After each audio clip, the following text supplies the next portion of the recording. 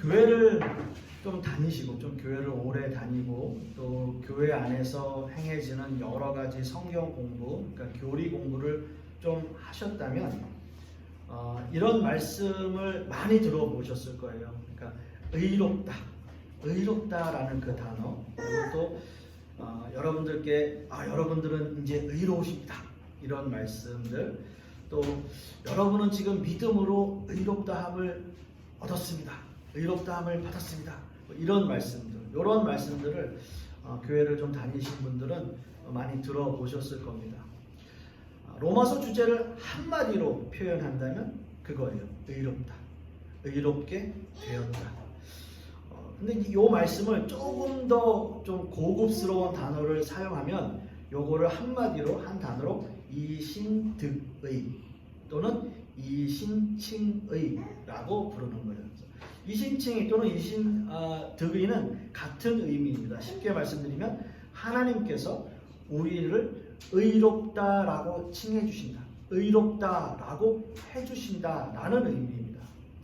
그런데 오늘 본문 25절 말씀을 보시면 이 예수를 하나님이 그의 피로써 믿음으로 말미암는 화목제물로 세우셨으니 라는 말씀이 있어요. 자, 하나님은 우리 인간들을 구원하시기 위해서 예수 그리스도의 피를 화목제물로 삼으셨다라고 하는 거예요. 자, 화목제물은 하나님과 인간 사이에 화목을 위해 드려지는 제사입니다. 그러니까 하나님과 우리가 화목해집니다 라고 드려지는 그 제사가 화목제예요. 그래서 화목제물로 삼으셨다라는 거예요. 다시 말씀드려서 오직 예수 그리스도의 피만이 하나님과 인간 사이의 화목을 이룰 수 있다라는 말이에요. 기독교 신앙의 기본은 바로 이겁니다. 하나님과 인간 사이의 화목을 위해서 하나님의 독생자 아들이신 예수 그리스도께서 우리를 위해서 십자가를 지셨다. 즉 우리를 위해 피 흘리셨다 라고 하는 것이 기독교 신앙의 가장 기본 교리입니다. 예수 그리스도께서 나를 위해 십자가를 지셨다. 그리고 십자가를 지시고 피를 흘리셨다. 이것이 기본적인 거예요. 자, 이 십자가의 희생은 인간을 구원하시기 위한 하나님의 계획이에요. 예수 그리스도께서는 이 하나님의 계획에 자발적으로 자신 스스로 순종하심으로 모든 인류를 향한 구원의 길을 열어 놓으신 거예요. 그래서 결론이 이렇게 나오게 되는 거죠. 오늘 읽은 본문 26절 하반절에 이렇게 말씀합니다. 또한 예수 믿은 자를 의롭다 하려 하심이라. 자, 이 말씀이에요. 또한 예수 믿은 자를 의롭다 하려 하심이라. 그러니까 예수님을 믿는 사람들을 의롭다 하신 것. 즉 뭐예요? 이신칭의 믿음으로 의롭다 하심을 얻는다라고 하는 거예요. 그 예수 그리스도를 믿음으로 의롭다 되어진다. 의롭게 되어진다. 그래서 이 사실을 믿는다면 예수 그리스도께서 나를 위해서 십자가를 지시고 그 십자가에서 물과 피를 흘리신 것을 믿는다 라고 한다면 우리의 모든 죄를 사해 주시고 우리를 의롭다라고 해주신다는 거예요. 그렇게 해주시겠다라고 하는 겁니다. 여러분, 이게 은혜예요. 은혜. grace. 이게 grace예요. 은혜라고 하는 겁니다. 이 은혜는 어떻게 주셨다고요? 값없이 우리에게 주어졌어요. 자, 그냥 믿기만 하면 되는 거예요. 우리가 믿기만 하면 의롭다라고 불러주시고 의롭다라고 인정해 주신다는 거예요. 여러분, 이것이 은혜예요. 은혜. 사랑하는 성도 여러분, 하나님께서 예수 그리스도를 나의 구주로 영접하고 믿는 저와 여러분을 의롭다라고 칭해 주십니다. 여러분 믿으십니까? 아멘이죠. 아멘이죠. 그렇습니다. 우리는 이제 하나님 앞에 의인입니다. 우리가 의로워서가 아니고 하나님께서 그렇게 인정해 주신다는 거예요. 그렇게 해 주신다는 거예요. 우리는 하나도 그럴 만한 자격이 없음에도 불구하고 하나님께서 그래, 너 의로워. 동아야, 이제부터 넌 의로워. 이렇게 말씀해 주신다는 거예요. 그렇게 인정해 주신다는 거예요. 자, 바울 사도는 이렇게 모든 인류에 대해서, 그리고 물론 유대인들을 포함해서 최종 선언을 하였습니다. 모든 인류가 그 죄로 말미암아 사형 언도를 받을 수밖에 없었지만 하나님의 은혜로 값없이 우리에게 구원이 주어졌고요. 그것에 대한 요인은 우리를 위해서 예수 그리스도께서 십자가를 지시고 돌아가셨고 그것을 믿기만 하면 우리는 그렇게 인정이 된다. 의롭다라고 인정이 된다라고 말씀하십니다. 그것은 하나님의 약속이에요. 자, 그렇다면 여러분, 이 상황에서, 이런 모든 상황들 속에서 믿기만 하면 구원을 주시고 우리를 의롭다라고 칭해 주신다라고 말한다면, 바울이 그렇게 최종 선언을 했다면 요 말에 대해서 가장 기분 나쁜 민족들이 있어요. 가장 기분 나쁜 사람들이 있어요. 그 사람들이 누구일까요? 이 말씀에 대해서 가장 배가 아픈 사람들, 이 말씀에 대해서 가장 싫은 사람들, 바로 유대인들이에요. 주이시들, 유대인들. 이 말씀이 마음에 들지 않아요. 그리고 믿고 싶지 않아요. 그들은요, 지금도 유대인들은, 정통 유대인들은 메시아 예수 그리스도를 믿고 있지 않습니다. 그저 한 사람의 선지자 정도로 인정해요. 그러니까 인정하지 않는 거예요. 예수님을 믿기만 하면 모두 구원받는다? 그 사실 인정하지 않아요. 인정하고 싶어 하지 않아요. 인정하고 싶지 않아요. 그렇게 모든 인류가 다 구원을 받는다고, 그렇게 모든 사람들이 다 의롭다고 칭해진다고? 에이, 예수라고 하는 사람이 그냥 한 선지자인데, 메시아가 아닌데, 에이, 인정 안 해. 믿고 싶지 않아.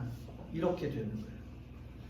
여러분, 우리가 세상 법정에서도 뭔가 판결이 좀 불공정하다, 이거는 나한테 너무 억울하다, 그리고 내가 이것에 대해서 판결을 좀 뒤집고 싶다라고 할 때 뭐를 합니까? 항소를 하잖아요. 항소. 다시 좀 어필해 보는 거죠. 어떻게 보면 오늘 이거 보면 27절에서 31절까지의 말씀은 유대인들이 판결을 뒤집기 위해서 들고 나온 항소장 같은 거예요. 자, 사도 바울은 이것마저도 미리 사전에 봉쇄하려고 합니다.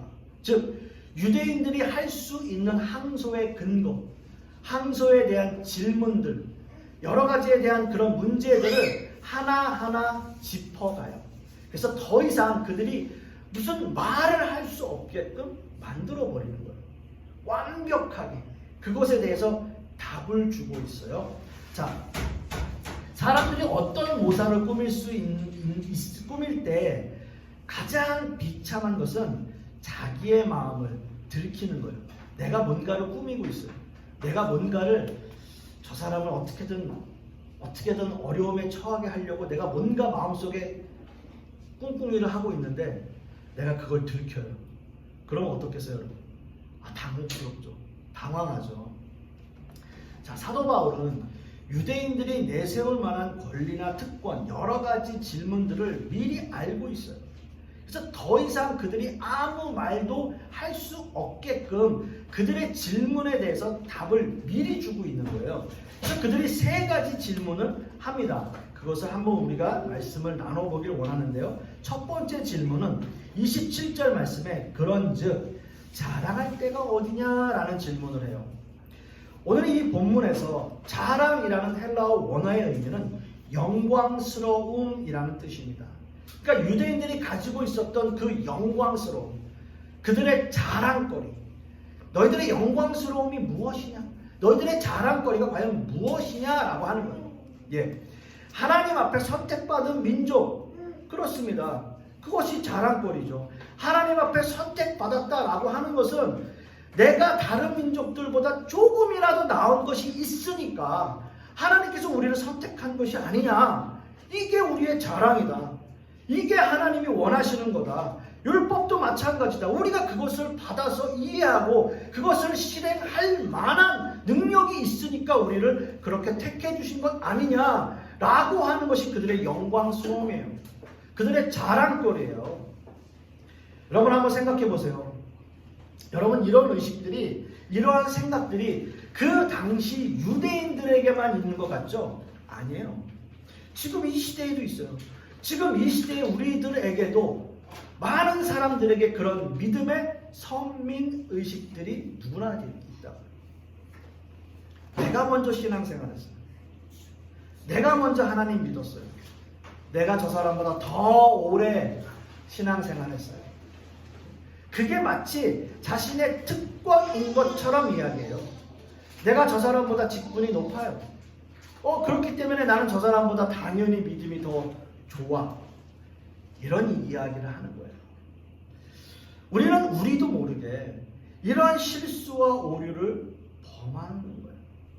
신앙생활을 좀 오래 한 사람들은 자신들의 고집과 아집이 생기게 돼요. 누구나 다 그래요. 여러분 신앙생활 하면서 이런 질문을 하면요, 이렇게 묵살을 해요. 이제 여러 가지 상황들 속에서 집사님, 저는 이러이러한 문제 때문에 지금 너무 힘들고 어려워요. 이런 얘기를 하잖아요. 그러면 상대방 집사님이 뭐라고 하겠어요? 집사님, 그 맘때는 다 그런 일들이 있어. 그러니까 조금 더 기도해야 돼. 기도 안 하니까 그런 일이 있는 거야. 집사님 새벽 예배 나오는 거야? 안 나왔지. 요말 안 나오니까 그렇게 힘들어지는 거야. 이런 얘기를 해요. 이런 식이에요. 내가 보기에는 그 사람의 신앙이 얕고, 내가 보기엔 그 사람이 그렇게 어려워 보이지 않는다 할지라도 지금 그 사람에게는 그 사람의 상황이 벼랑 끝이에요. 벼랑 끝이에요. 우리는 알 수 없지만 그 사람 입장에서는 정말 인생을 걸고 있는 거예요. 너무 힘든 거예요. 그냥 전 그랬으면 좋겠어요. 집사님, 나 이런 힘든 일이 있어요. 아 그래요 집사님? 정말 힘드시겠네요. 제가 기도할게요. 그러면 좋겠어요. 목사들도 마찬가지예요.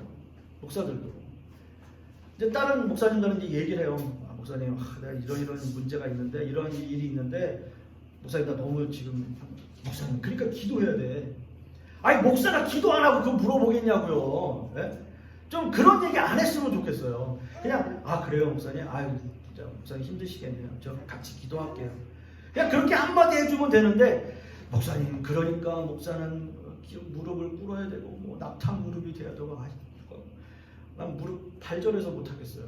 무릎 꿇고 힘들어요. 차라리 책상 의자하고 앉는 게 나아요. 이런 식의 믿음의 선민의식, 특권의식을 가지고 있다고요.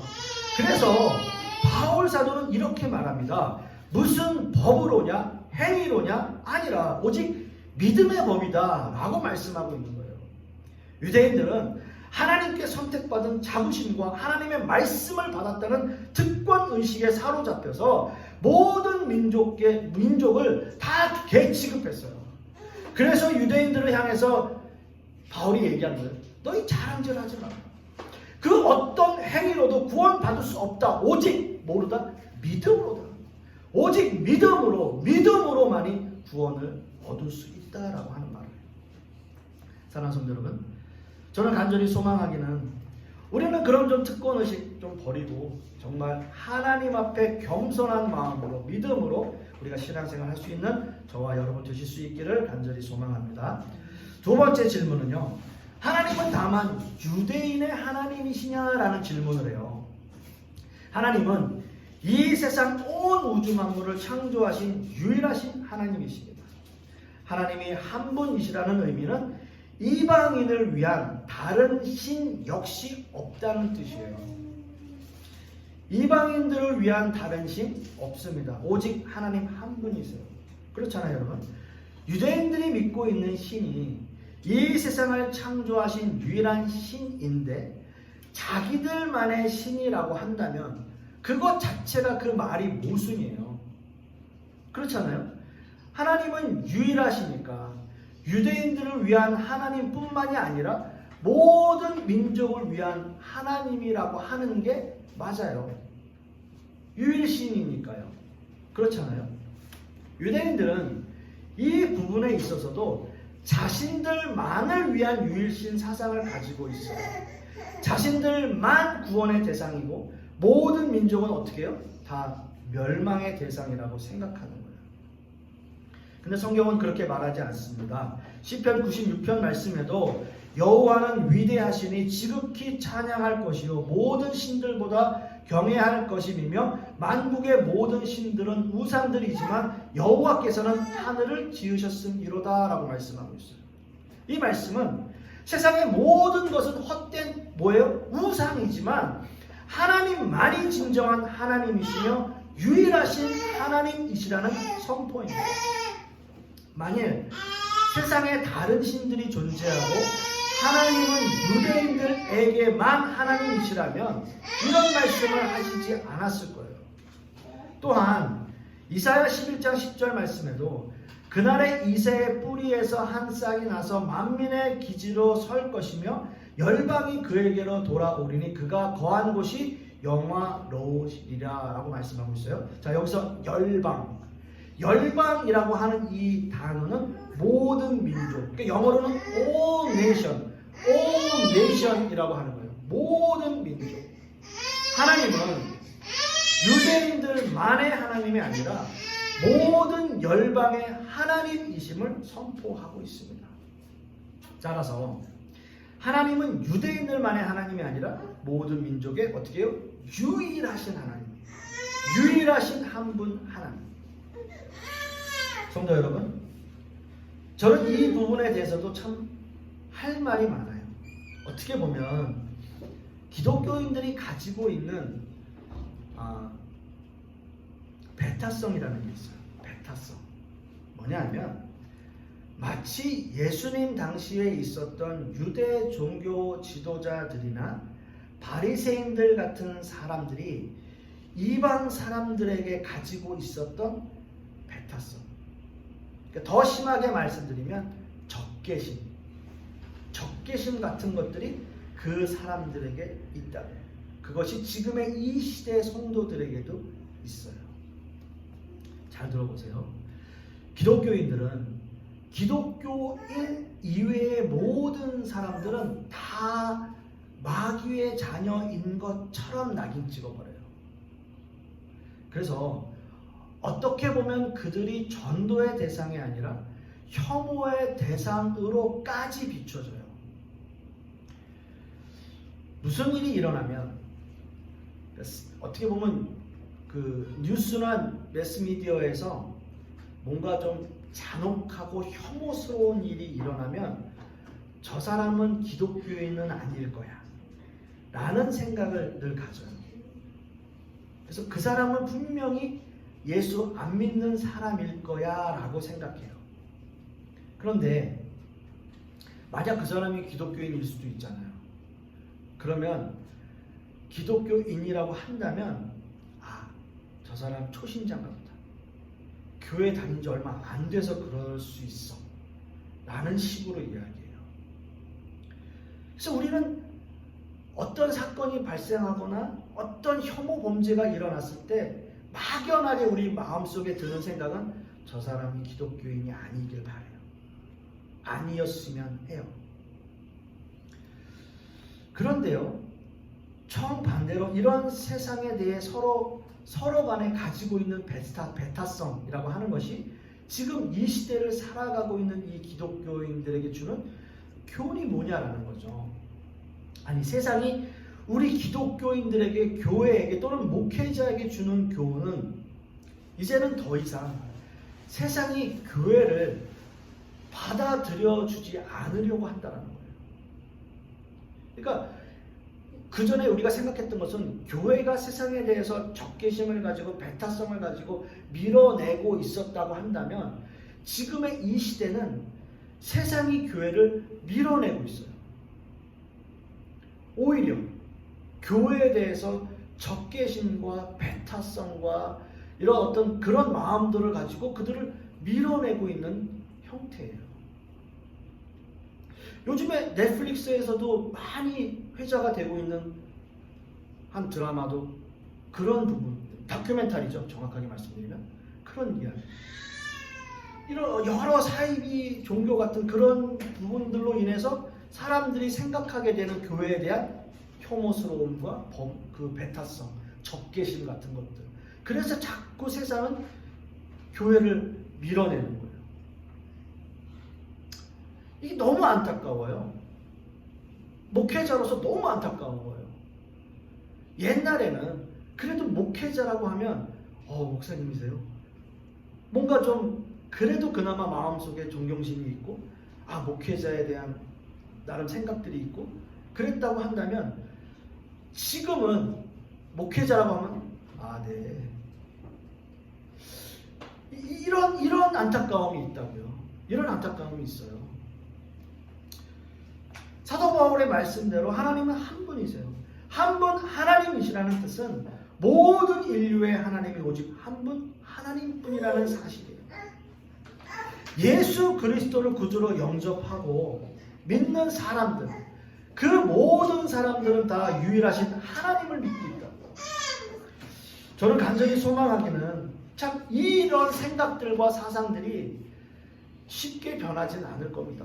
지금 이 시대에 그렇게 쉽게 변하진 않을 거예요. 그러나 우리부터라도 세상에 대해서 적개심과 배타성을 버리고 그들과 함께하고 함께 공유하고 그들과 함께 모든 것들을 포용하고 그들과 함께 할 수 있는 교회의 모습과 목회자와 성도의 모습이 되어야 하지 않을까. 그런 생각을 한번 해보는 겁니다. 마지막 질문은요. 율법을 파기하느냐라는 질문이에요. 아마도 유대인들이 충분히 할 수 있는 질문일 거예요. 자, 말씀, 율법을 우리에게 주셔놓고 이제 와서 율법이 필요 없고 오직 믿음으로 구원받는다 라고 한다면 하나님 그러면 어떡합니까?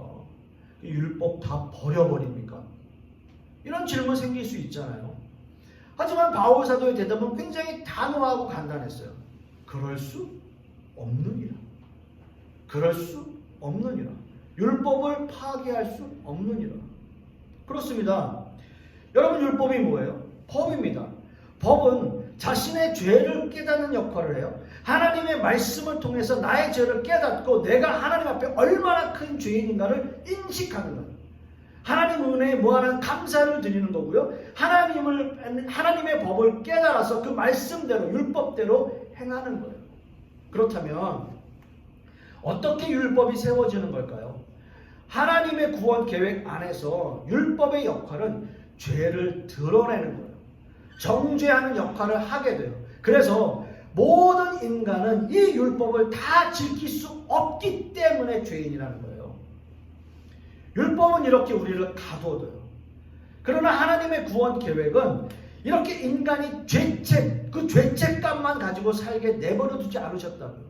그래서 어떻게 해요? 하나님의 독생자 아들 예수 그리스도를 이 땅에 보내셔서 믿음으로 말미암아 죄인들을 해방시키러 이 땅에 오신 거예요.